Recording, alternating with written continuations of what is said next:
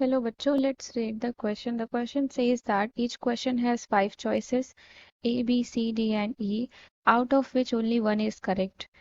तो यहाँ पर आपको बोला गया है कि क्वेश्चन को 5 चॉइसेस दिए गए हैं, आपको बताना है कि कौन सा करेक्ट है.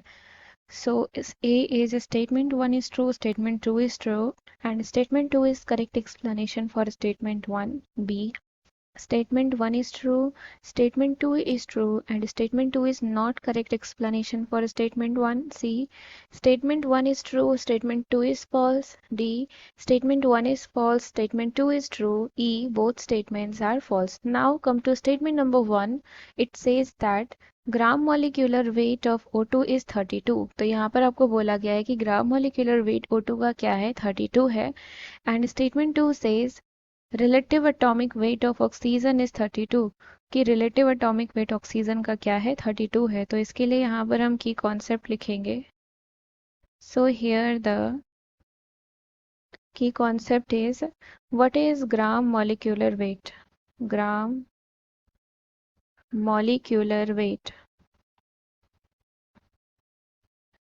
सो ग्राम मॉलिक्यूलर वेट क्या होता है.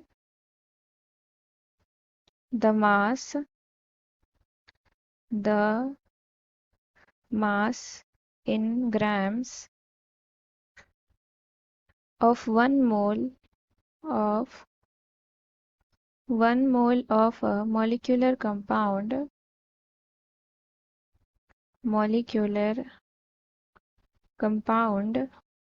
is called gram molecular weight. Gram molecular weight, and it is numerically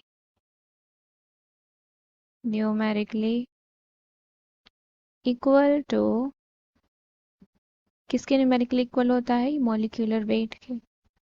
molecular weight.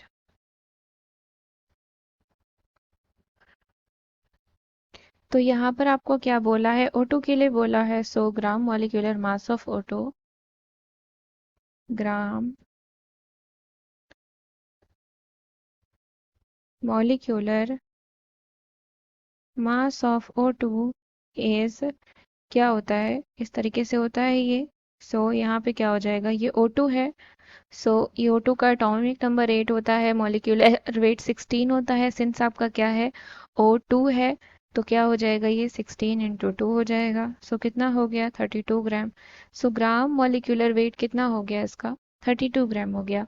अभी बारी आती है रिलेटिव एटॉमिक वेट की. तो ये रिलेटिव एटॉमिक वेट क्या होता है, relative atomic weight. It is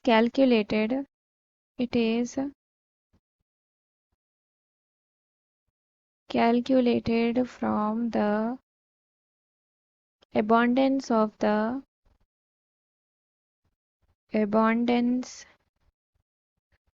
the isotope of the element. That is, it is mass of one atom of the carbon 12 isotope whose mass is exactly 12. Mass is exactly 12. तो ये जो relative atomic मास बोला है आपका, किसका, oxygen का. So relative atomic mass of oxygen. तो oxygen के 3 आइसोटोप्स होते हैं. That is, oxygen has 3 isotopes. 3 isotopes होते हैं, कौन कौन से, O16, O17 और O18.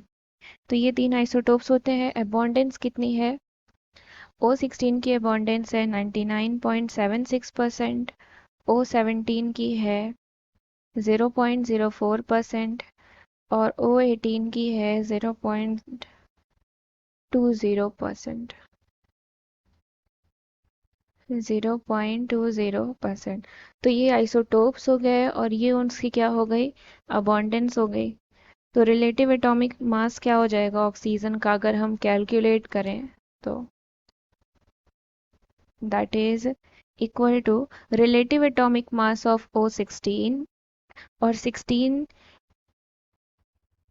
का रिलेटिव एटॉमिक मास O16 का रिलेटिव एटॉमिक मास क्या होगा 16 होगा, O17 का क्या होगा 17 होगा और O18 का रिलेटिव एटॉमिक मास क्या हो जाएगा O18 होगा।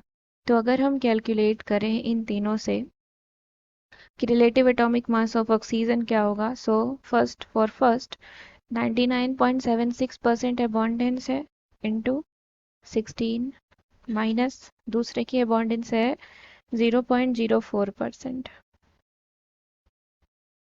इंटू 17 तीसरे की अबॉर्डेंस कितनी है 0.20% इंटू 18। तो इसको जब हम कैलकुलेट करेंगे तो ये कितना आ जाएगा 16.0044, यानी कि ये 16 के इक्वल आएगा। तो relative atomic weight of oxygen क्या होता है 16 होता है। तो हमारा क्या हो जाएगा, यानी कि स्टेटमेंट वन ट्रू हो जाएगा। स्टेटमेंट वन इज ट्रू और स्टेटमेंट टू इज फॉल्स।